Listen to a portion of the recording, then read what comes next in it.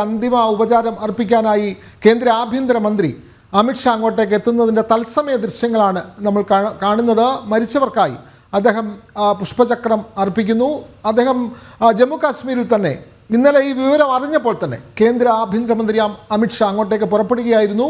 Saudi അറേബ്യയിലുണ്ടായിരുന്ന പ്രധാനമന്ത്രി നേരിട്ട് ഇക്കാര്യത്തിൽ ഇടപെട്ടു, കാര്യങ്ങൾ വിലയിരുത്തി. ഉടൻ തന്നെ ആഭ്യന്തരമന്ത്രിയോട് അങ്ങോട്ടേക്ക് യാത്രയാകാൻ അദ്ദേഹം നിർദ്ദേശിക്കുകയായിരുന്നു. ആ നിർദ്ദേശപ്രകാരം കേന്ദ്ര ആഭ്യന്തരമന്ത്രി ഇന്നലെ തന്നെ ജമ്മു കാശ്മീരിലെത്തി. ശ്രീനഗറിൽ ഇപ്പോൾ എത്തിച്ചിട്ടുള്ള 29 പേരുടെയും മൃതദേഹങ്ങൾക്ക് മുമ്പിൽ അന്തിമ ഉപചാരം അർപ്പിക്കുന്നതിൻ്റെ തത്സമയ ദൃശ്യങ്ങളാണ് നമ്മൾ കാണുന്നത്.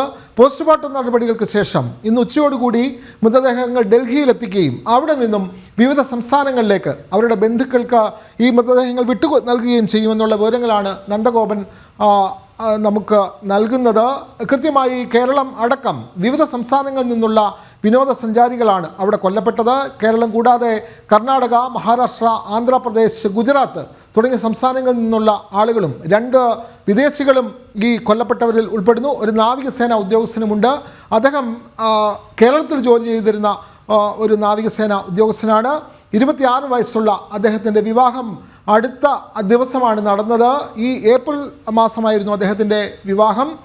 ഒരാഴ്ച പിന്നിടുന്നതേ ഉള്ളൂ. അപ്പോൾ നവവധുവുമായി അദ്ദേഹം വിനോദസഞ്ചാരത്തിന് കാശ്മീരിലേക്ക് പോയതാണ്. പക്ഷേ അവിടെ വച്ചാണ് ഭീകരരുടെ കൊടും ഭീകരതയ്ക്ക് ഇരയായത്. മതം ചോദിച്ച് വെടിവെച്ച് കൊലപ്പെടുത്തിയ സംഭവമാണ് അവിടെ നടന്നത്. എന്തായാലും ഭീകരർക്കായി വലിയ തെരച്ചിൽ തന്നെയാണ് ആ അതിർത്തി മേഖലയിൽ ആരംഭിച്ചിട്ടുള്ളത്.